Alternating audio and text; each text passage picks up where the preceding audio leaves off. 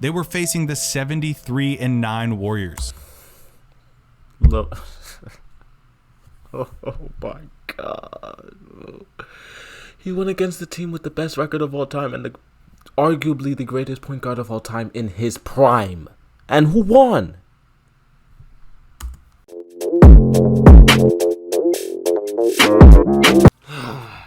The greatest basketball of our generation. The greatest basketball player of our generation. Timothy James. Making the case. Whew. Something I'm actually excited to watch. Hopefully, you know. You know what? I would save my comments for this video. This video is 31 minutes long. I'll just talk in between it, say what I gotta say. Y'all see the shirt, man. 2016 Cavs championships. The first ever Cavs championships to ever grace Cleveland. Ball player of all time. Making the case, LeBron James. This is gonna be a great. This is gonna be a great video. Everybody get your snacks. To begin making the case for LeBron James. No. Michael Jordan is the GOAT. LeBron James isn't built like that. There's no way. There's no way that he is the GOAT. This is so true. This is how y'all sound. Y'all don't give us a chance. Y'all know LeBron is such a threat that y'all have to do this. If I'm sitting here thinking, oh, okay, LeBron isn't really the GOAT, or if I'm a Jordan fan and someone says LeBron's the GOAT, and I so actually believe that LeBron isn't the GOAT, I'm gonna be like, okay, I guess that's your opinion. I don't care. If it's really that obvious, you wouldn't have to fight as hard as y'all do. Y'all have full paragraph after paragraph after paragraph explanations, bro. If someone came up to me and told me that Gilbert Arenas is better than LeBron, okay, you don't watch basketball. That's it. I'm not putting some whole paragraph and, oh, you're crazy, oh, you're delusional, you don't know what you're talking about. You clearly, bro, come on now. What are you talking about? LeBron. You're making a video about LeBron. Y'all Jordan fans are so predictable. No. And just like that, we've started the LeBron GOAT case off right. Somebody like me makes a video like this, to which a certain segment of the population reacts by getting so mad that they start to pop blood vessels. And that's a really interesting reaction to me. I've made videos about why players like Larry Bird and Tim Duncan are the GOATs. And sure, I get some, this video is garbage because MJ is the GOAT comments. But it's mostly been people having a lovely chat about the merits and nuances of those players' careers. I relate to this man, bro. I said I made my reaction on the Larry Bird mixtape, and I got so much love. I got 150K almost now, and everybody was like, "Oh yeah, Larry Bird. I'm glad the young bucks are respecting the GOATs. I'm glad." Blah blah blah blah. I react to one Michael Jordan video saying that LeBron James is the GOAT. Oh hell no! This guy is crazy, bro. Get him off the platform. I don't expect that to be the case today. But why? Y'all are why so is it predictable, that LeBron, bro. more than Like, any other player, gets Jordan The only reason they hate him so much is because he's the real competition. truthers so defensive? If you are one of those volatile Jordan defenders and you're racing to the comments right now, I know that there's nothing I can do to stop you. But for the rest of you, please, just humor me, even if you think Jordan's the GOAT. Hear what I have to say. Exactly, because I take my time out to listen to y'all and watch y'all Jordan mixtapes and y'all Jordan breakdowns. But as soon as I say something, I'm crazy. We all still love basketball. Let's show we can mutual all respect. still be friends. Exactly. I'm liking When this LeBron video James a lot was already. a freshman at St. Vincent St. Mary's High School in Akron, Ohio, he posted per-game averages of 18 points, 6 rebounds, and 3 assists. The Irish went undefeated, 27-0, won the state championship, and James was named the state tournament MVP. And just like that, the final year of anonymity for LeBron James was over. In the summer between his freshman and sophomore years, James's play on the AAU circuit caught the eyes of every scout he encountered. Word began to spread far and wide about the man-child from Akron, Ohio. In his sophomore season, he saw an increase in every box score figure. His team started playing home games at the University of Akron's arena in order to seat the thousands of spectators. His team lost one game all year and won the state championship again. He became the first sophomore ever named to USA Today's All-USA First Team. He had officially entered the territory of phenom. Scouts were infatuated with James for a number of reasons. He had every measurable you could want out of a 16-year-old. Tall, strong, good wingspan, off-the-charts athleticism. But he also had superb instincts, a natural enthusiasm for the game, sophomore an year in high unselfish school play style, preternatural passing abilities, and strong leadership qualities. Which is why, in his junior year, Sports Illustrated put LeBron on its cover. Now, this cover didn't single-handedly trigger the outrageous expectations of LeBron James, but it certainly helped. The cover acknowledged James's unprecedented talent at such an early stage, while alluding to the expectations, hopes, and wonders that such an unbelievable talent would have to bear.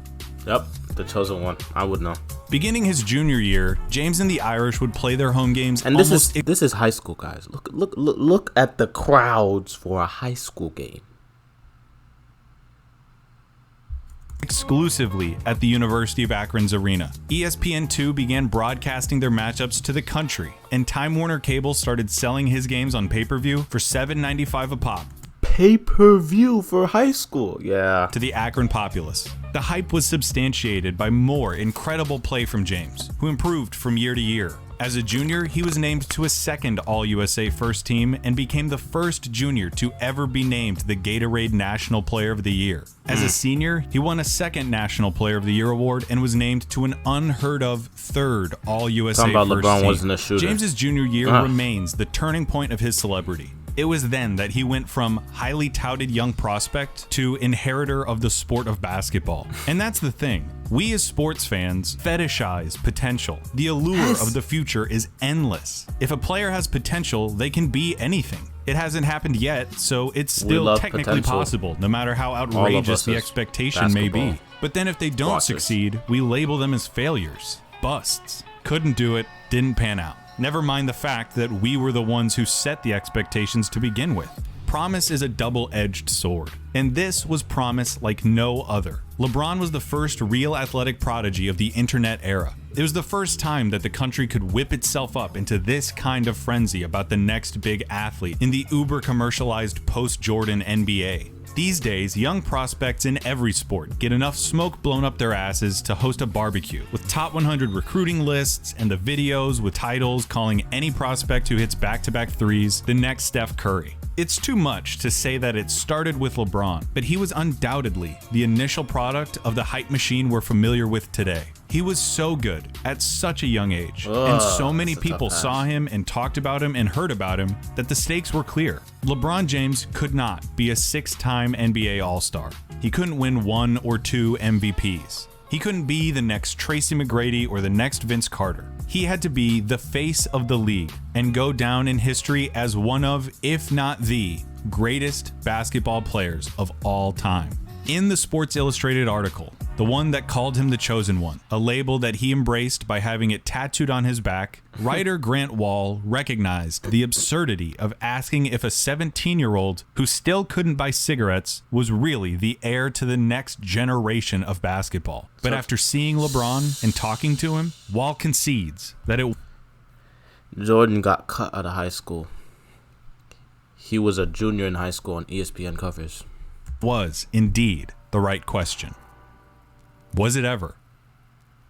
In the 2004 NBA draft, LeBron James was the first overall selection by his hometown Cleveland Cavaliers. He was selected ahead of college standout Chris Bosh, Dwayne Wade, who had just led Marquette to the Final Four and was named an All-American, college basketball's Player of the Year TJ Ford, and Carmelo Anthony, who had just led Syracuse to an NCAA championship. LeBron, out of high school, went ahead of all of them. That's insane. Like, people, please wrap your head around this.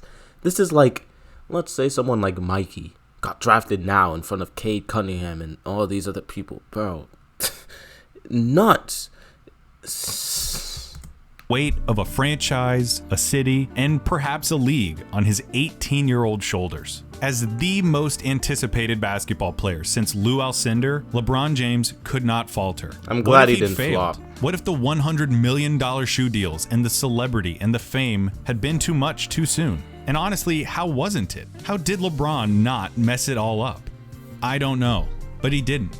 And I'd be remiss if I didn't mention the incredible things that he's done since with his platform as the country's most famous athlete. He's spurred and advocated social change, especially in the realm of civil rights, from Trayvon Martin's shooting to the Black Lives Matter movement. He has been an indispensable source of goodwill and good fortune for his community. He's been the most important focal point in the era of player empowerment in the NBA. He didn't just defy the odds by not becoming a complete nutcase. He has leveraged his position, set an incredible example, and has been one of the best role models that any child or parent could ever ask for.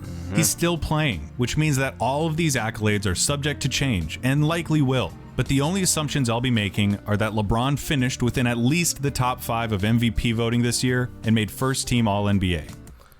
And this year, he was leading in points per game, above Giannis. And Giannis still has a higher ranker than him in 2K. Okay. Which means he has been named to 13 All-NBA first teams and 16 total All-NBA teams. Both records demonstrating his unbelievably prolonged reign over the sport. He's won 4 MVPs in 5 years, a feat only matched by Bill Russell, and finished in the top 5 of MVP voting in all but 3 of his 17 seasons. He's been selected to 16 All-Star games, 6 All-Defensive teams, and stands at or near the top 15 All-Star games, 6 All-Defensive teams, at this. and stands did he hit a 3? At or near that is the an top insane of multiple layup. all-time statistical leaderboards that demonstrate his all-around proficiency from playoff points scored to career assists. He has achieved such a universal and unique statistical position for a number of reasons. Namely among them, LeBron James is the best basketball player of all time. The best all-around basketball player of all time. When James Naismith nailed a peach basket to a wall in a gym in Massachusetts, there was no way he could have ever imagined the game as it is today. What's the difference? I have a question real quick. To y'all, what's the difference between greatest and best? Because apparently there's a lot more people who think LeBron is the best basketball player of all time.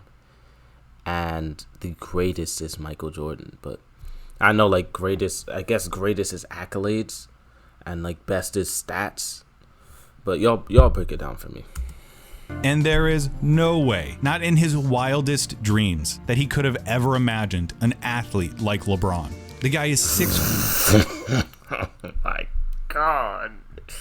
dreams that he could have ever imagined an athlete like LeBron. Good Lord, how high is he there? The guy is 6'8", 260, built like Karl Malone, passes like Larry Bird, jumps like Michael, and surveys the court like Magic Johnson. So he pretty much is one of every single great. He's not the strongest or the fastest, but he's faster than the strongest and stronger than the fastest. He has a cocktail of cerebral perception and hand-eye coordination that has made him one of the premier passers in league history. He has a 7-foot wingspan, a lightning-quick first step, supernatural anticipation, and an IQ on both ends of the court that comes from the brain of basketball's Da Vinci. It would be enough if LeBron had just built a name and career for himself thanks to his prodigious natural talents. But he worked diligently, year in and year out, to improve himself as a basketball player. He received criticism for not using his Herculean frame to lock down opponents. And so, he became a lethal defender and was twice the runner-up for Defensive Player of the Year. Opponents would exploit James's lack of post-game by assigning him smaller, quicker defenders. He spent the summer with Hakeem Olajuwon and became a back-down bully. To better space the floor and accommodate the modern style of basketball, he needed to improve his streaky jump shot. He became a master of efficiency and at his best was a 40% three-point shooter. There is no aspect of basketball that LeBron James is not superb at. It's a silly hypothetical, but I think it serves my point to say that a team of 5 LeBrons would beat a team of 5 of anybody else. That was luck. He always still had amazing. The whole package, but he never stopped adding to it. And he's been adding to it for an insanely long time. He's been probably the best basketball player in the world since 2008 or 2009. And if your life came down to one game, he's still one of the first calls you make at age 35 in year 17. He can do anything, does everything, and he's never had a truly significant injury. It wasn't until 2019 that he missed a substantial amount of time because of a groin injury. And aside from some issues with cramps and some occasional back trouble, LeBron has never been a liability in that department. He has the 4th highest scoring average in NBA history, and with the way basketball is played today, he can defend point guards and centers alike. Add all of that to a tireless work ethic, an unselfish play style, and a penchant for big moments, and you get the queen of the chessboard. When it comes to playing basketball, he is the best at it. Hold on, I think I hear something. It's the sound of Skip Bayless's acolytes losing their shit in my comment section.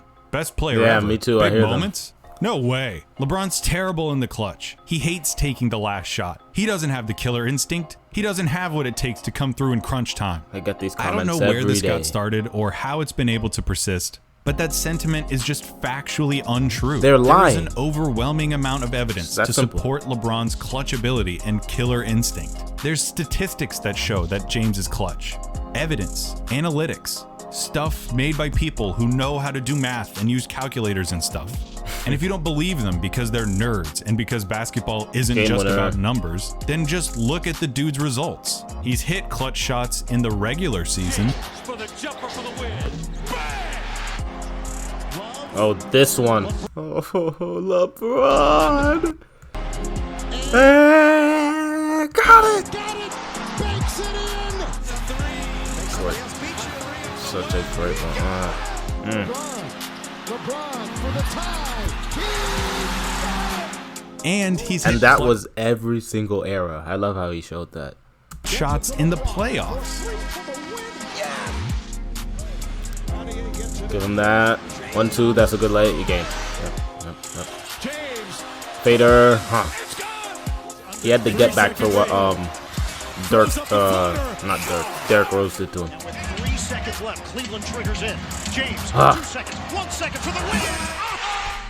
Don't tell me that he can't win games or doesn't have a killer instinct. If you see all those and you say there's no killer instinct in him, you don't watch basketball. Or isn't clutch or any of that shit.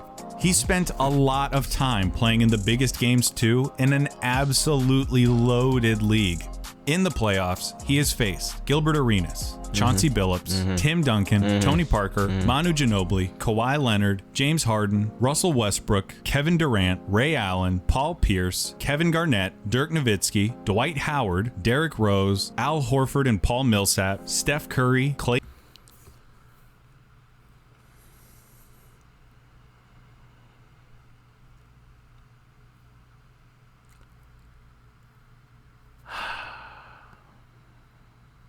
It's sad that I can still hear y'all in my comments talking about these players are nothing compared. It's because they're in the soft era. Klay Thompson, Draymond Green, DeMar DeRozan and Kyle Lowry, Paul George, Victor Oladipo, Damian Lillard, and so on. And the players he's faced haven't just been eye-popping. You didn't even say Kevin Durant. He's lined up against some of the vaunted teams and franchises in NBA lore. He played the Spurs, the most successful post-Jordan franchise in basketball, 3 times in the finals. And then he faces the Warriors in 4 straight finals. He was going against very respectable teams. That Spurs team, top 20 teams of all time. This Warriors team, top 10 teams of all time. He's not going against random teams. Meanwhile, LeBron's teams always seem to be overachievers. In his first 7 seasons in Cleveland, his best teammate by a mile was Mo Williams. Yeah, one-time All-Star, Mo Williams. Man had a guy named Larry Hughes on this team, bro. The Cavs front office can't be faulted for not trying to get LeBron help, but they certainly deserve some criticism for failing to actually get him help. Anderson Varejao, Zydrunas Ilgauskas, Larry Hughes, Drew Gooden, Eric Snow, Old Shaq, Ben Wallace's corpse. None of them Man said Ben Wallace's corpse. were really bona fide quality contributors who, in the roles they were supposed to fill, could compete and win a championship against the Spurs or the Celtics. Yeah, y'all. LeBron was competing against high caliber teams with a low caliber team by himself. The Cavs' entire philosophy during his first stint in the land was, he's so damn good, we'll just bank on him putting up ungodly numbers and carrying us to a win every single night. Which he usually somehow did. And when he left, look at how the Cavs floundered. From This is what I was talking about. This also happened in 2016. The 2016, these Cavs, when LeBron left them, the next season they ended up 14th. And that's with like Kevin Love and I don't even know if Sexton was on that team yet. The team is awful. He's great. From a league high 61 wins to 19, the second worst record in the league. Nothing exemplified the plight of LeBron more than Game 5 of the 2007 Eastern Conference Finals. With the series tied at 2 games apiece, LeBron and the Cavs were trying to pull off an upset against the former champion Detroit Pistons nucleus on their home court. With around 3 minutes remaining in the fourth quarter and the Cavs down 7, LeBron got fouled on a drive, and so began one of the most impressive stretches of basketball ever played in any series by any player. To say Was this when he scored 14 points in a row? James, at age 22, proceeded to take over the game feels like an undersell. He scored 29 of the Cavs' final 30 points, including 25 in a row. He 25 in a row, 25, not 14. Transcendent, finishing with 48 points after 2 overtimes and the game-winning layup. 2 overtimes. Scored 28 of the last. It was a performance for the ages, but it was also almost entirely necessary. When the Cavs played the Spurs in the finals that year, they lost because a 22-year-old LeBron couldn't beat the Pop, Parker, Manu, Duncan Spurs by himself. This Spurs team, bro. Oh my gosh. Best coach of all time, Tim Duncan, who was in his prime, Ginobili, who was in every rap song about shooters. Bro, come on now. Shame on him. So is there any surprise that he wanted to go to a real team like Miami, where he didn't have to do everything? And make no mistake, it's not like he didn't still have his Atlas moments with the Heat. Game 6 of the 2012 Eastern Conference Finals. The Heat are down 3-2, coming off of the decision in the 2011 Finals. LeBron and the Heat were under as big of a magnifying glass as you can get. In Boston, the Celtics had the chance to send the LeBron, Wade, Bosh Heat out by the historical wayside as a catastrophic failure. But then LeBron put on this face and picked the Celtics apart. He had 30 points in the first half. In classic LeBron fashion, he was everywhere doing everything. He sucked the oxygen out of the arena and never gave it back, coming through with an all-time performance in maybe the most important game of his career. 2013 Finals, Games 6 and 7, leading the fourth quarter charge in Game 6, hitting a crucial 3 with 20 seconds left to set up Ray Allen's legendary shot. Yeah, Ray Allen saved us. This is the only time I'll say 37, another 12, and player 4, saved plus LeBron. the series icing jumper in Game 7. But look at this. James pulls up, puts it in, 4-point lead. I remember watching this game live, bro. 35 for LeBron James. Such a The great games, time. series, and runs that he greatest will someday team. fill their own multi-part documentary. We'll talk about a few more later, but the overall theme is undeniable. LeBron has Rest in lived peace. in the playoffs and thrived under the boy's brightest of career lights, died despite right there. the unique brand Him. of scrutiny, doubt, and criticism that is his. But none of that matters to you because of 3 things. The sources of so much of that doubt and criticism. The 2010 Eastern Conference semifinals, the decision, and the 2011 finals. All 3 events happened within the span of about 400 days. It started with the second round of the 2010 playoffs, Boston versus Cleveland. Despite having the best record in the league, the Cavs lost in 6 to the Pierce, KG, Ray Allen Celtics. LeBron's numbers look okay, but if you remember watching at the time, or you go back now and watch, you can tell that LeBron's just not there. He's checked out. No aggression, no urgency, stretches of total detachment. He was a no-show. And no one still knows definitively why, but salacious rumors persist that you can look up for yourself.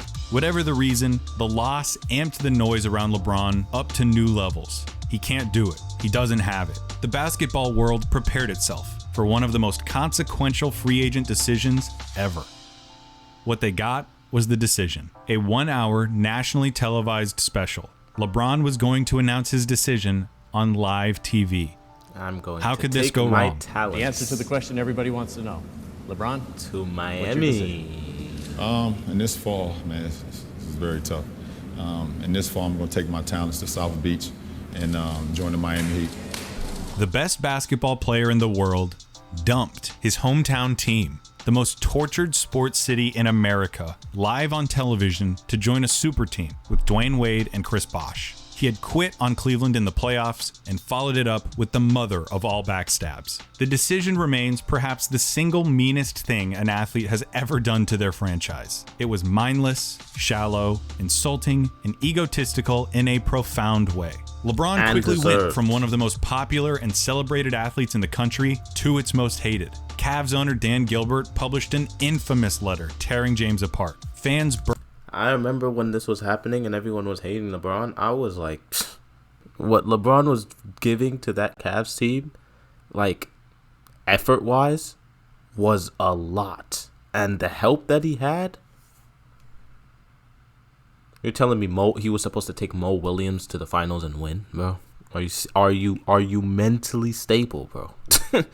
So there's a reason why Michael Jordan did not win his first couple years in the league. He had a shit-tastic team. Now, LeBron had a terrible team too. But eventually the Bulls got better. Cavs never got better until Kyrie came. But about nobody how wants to talk LeBron was about when wired and whether MJ he could lost. be the guy flooded the airwaves. But the funny thing was, I don't think anyone really faulted him for wanting out of Cleveland. It was clear that he didn't get the help that a superstar needs in order to capitalize on their talents. Exactly. The criticism was first and foremost with the execution, doing it in a self-aggrandizing live TV special. The criticism quickly turned into nonsensical, inane cliches and false narratives. The same LeBron that was getting praised for his ability to cultivate camaraderie and success on abhorrent teams One jab, was now being 2 steps. criticized for not making his Poster. teammates fear him. Whatever that means. Was the decision the dumbest thing LeBron could have done? that was Larry Bird-esque. Whatever that means. Was the decision Mid-air, caught the ball, falling out of bounds, turns around for a quick second. the dumbest Zing. thing LeBron could have done? Yes. Was it a knife in the back of the community that had supported him as he ascended from chosen one to superstar? Yes. It wasn't. Was most of He this didn't really criticism stab them. of his mental makeup and desire to win baseless and spiteful? Also, yes. But it probably didn't feel that way for a lot of NBA fans at the time. They hated him. He had quit on and betrayed his team. So when the Heat lost the 2011 finals, the hate boners raged in full force. And the Heat didn't just lose because the Mavs were better. They lost because LeBron choked. His scoring average plummeted to 17 points a game, down from 26 during the regular season. And of those 17 points a game, only down Man had 8 points and 6 assists in the third quarter. from 26 during the regular season. And of those 17 points a game, only 3 came during the fourth quarter, which is especially damning considering how tight the series was. James turned himself into public enemy number 1, promised a jewelry box's worth of rings, and when the world was watching, completely flopped. There are no excuses. I can't tell you actually LeBron played really well, or that his team let him down. He sucked. He let them down, and they lost. It's a fact. Should it define him forever? No. Because if we take a trip into yesteryear, we can look at a young point guard on the Los Angeles Lakers in the 1984 finals by the name of Irvin Magic Johnson. The series was the first championship meeting between Larry Bird and Magic since their record-breaking collegiate showdown. The two were now the faces of a surging NBA, revitalized thanks to their mastery and rivalry. What did Magic do? He choked. Pretty hard. In Game 2, he dribbled out the final 11 seconds in regulation of a tied game without putting up a shot. The Lakers lost in overtime. In Game 4, Magic had his pass picked off with 4 seconds left in regulation of a tied game. Then in overtime, missed both free throws with 35 seconds left, with the score tied again. The Lakers lost. In Game 7, Magic turned the ball over twice in the final 90 seconds of a tightly contested game. The Lakers lost. Basketball writers were ruthless and cutting. The fact was, he didn't have what it took to come through in the big... Don't call him Magic, just call him unreliable. Okay. Everybody loves to talk when they're up. That's what Luka said, right? Moments, despite previous evidence to the contrary. And that's not how we remember Magic Johnson. We remember him as a player who came through in big games.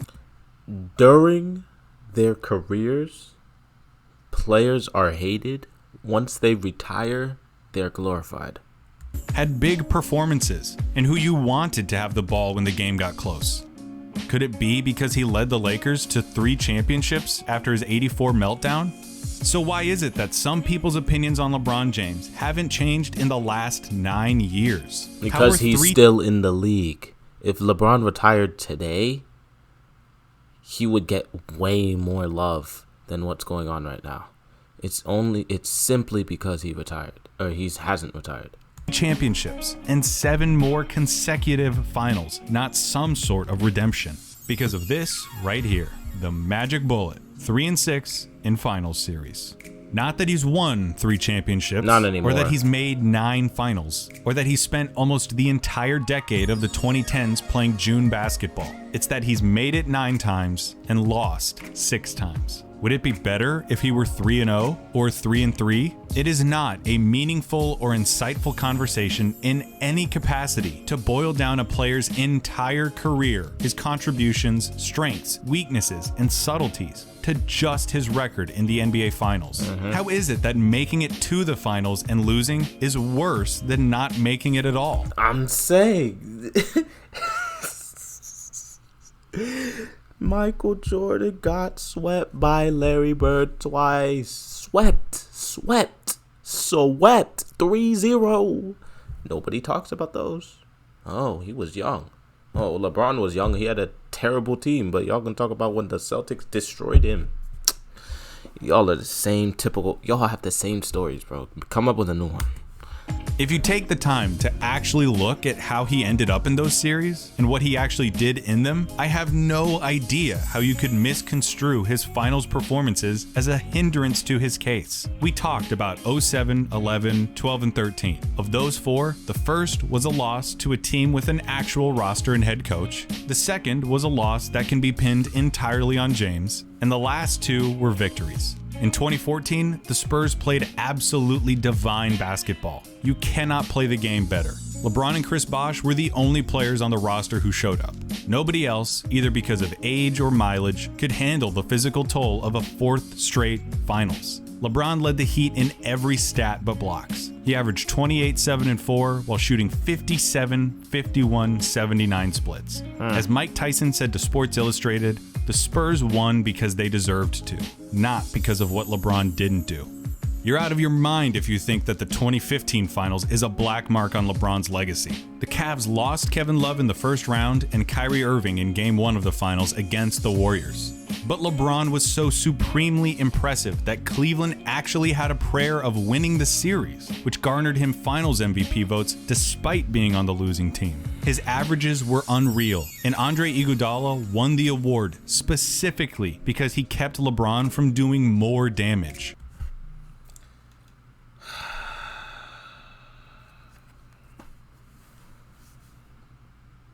It's honestly sad how nobody respects LeBron. Like, y'all, everybody I know, I only have 1 or 2 friends that are like, oh, okay, I respect what LeBron has done. Everyone else, they are quick to blame him for something, quick to criticize him, but they don't realize the greatness that he's doing. They're just going to say, oh, yeah, La Mickey, La China, he flops. He's not better than Jordan. He never will be better than Jordan. Like, Y'all need to actually do your research. In 2017, after a super weird regular season, the Cavs flipped the switch and cruised to the finals against the new-look Warriors with Kevin Durant. LeBron became the first player to average a triple-double in the finals. But averaged a triple-double in the finals. First, average a triple-double in the finals. I already knew this stuff. I'm talking to y'all who don't do your research. But the Cavs lost in 5, keeping the Warriors from sweeping their way through the entire playoffs. In 2018, without Kyrie, LeBron had a run that was eerily similar to his 2007 streak. Game winners, crazy numbers, game 7s, the whole thing. The culmination of the run happened in Game 1 of the finals, when LeBron scored an earth-shattering 51 points, giving the Cavs a chance to take a 1-0 lead in the series. If LeBron didn't score 51 points, they would have lost. I can almost say this with every game that he played with on the Cavs in the playoffs. If LeBron did not score the amount of points that he did, they would have lost. And then this happened. I don't even want to watch this, bro. J.R. Smith brings it back out. Throws it ahead. For the past 13 years in a row, every team that LeBron James has played on has been in contention to win the championship regardless of the roster around him. We're not going to play the what-if game, but he's proven that he doesn't need the league's all-time leading scorer as a teammate or the Zen master as a coach. He also doesn't need time off between finals. It took him 8 straight finals before he finally wore down. Give him any coach, give him any teammates, and by the sheer brilliance of his play, your team is now a championship contender. That is very true. And I don't have to make the argument that 3 rings is more than 5 or 6 or 11, because that's not how we evaluate these players. We don't just look at ring totals. Otherwise, Robert Horry would be on Mount Rushmore. I've said this already. Y'all are just deaf. Yes, it's all about winning, but it's really not. We try to synthesize things like play style, competition, success, achievements, accolades, and the like into a more cohesive and complete picture. Just asking, did they win, when trying to argue for the greatest basketball player of all time is the wrong question, because, you know, it's a team sport. Winning is a team statistic. The better question to ask is which player gave their team the best chance to win. If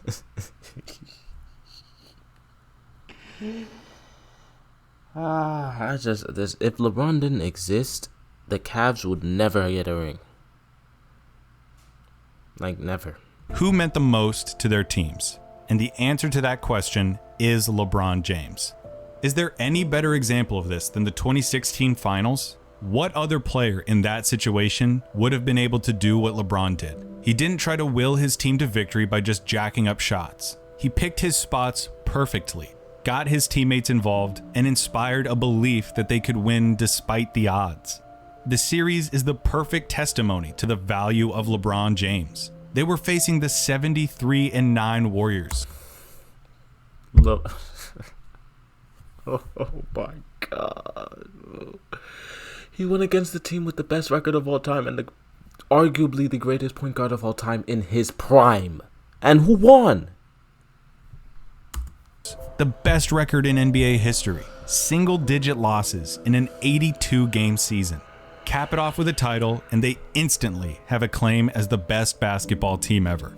And guess who dethroned? Oh my. First 4 games of the series, they have know a 3-1 how y'all are so lead. dumb, No bro. team in that position had ever lost. That lead in that series has proven throughout history to be insurmountable. Game 5 in Oakland. Kyrie shoots 70% from the floor to rack up 41 points. Finally, some help. Finally. Finally. LeBron matches him with 41 of his And own. I mean with him on the Cavs, because obviously he had help in Miami, but that's because he left. Plus 16 rebounds and 7 assists. Tristan Thompson is the only other Cavalier in double digits. Game 6 in Cleveland. LeBron spearheads a blowout with another 41-point performance. This is the greatest finals of all time, bro. He came back from 3-1 8 rebounds and 11 assists to go along And with he beat the Warriors. The momentum of the series has palpably shifted. Game 7 had legacy bursting at its seams. This is the Something greatest, historic I'm was not going gonna to happen, no matter how the game ended. Either the Warriors were about to cap Greatest off the championship most successful basketball in season NBA ever, history. or the Cavs were going to do the unthinkable. A 3-1 comeback, their first franchise title, Cleveland's first championship in 52 years, all made possible by LeBron James. A Cleveland win in Game 7. Made possible because Kyrie was on that team for a couple of times, and I don't think they ever made the playoffs when it was just Kyrie. Or when it was like Kyrie and Kevin Love. Once LeBron got there, now we're a playoff contending team. As every single time LeBron has been on a team, he's only missed the playoffs last year.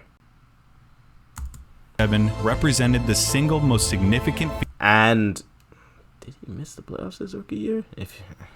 feat that I'm not any even player sure. has ever achieved. He could have. The most anticipated high school basketball player in a lifetime, who became the chosen one 45 minutes away from the team that would draft him, who took that team to brand new heights, who broke that city's heart in an astonishing way, came back to try to make things right, and was now one game away from fulfilling his promise in an unprecedented comeback against a record-breaking opponent. Greatest block of all time. He isn't Michael Jordan.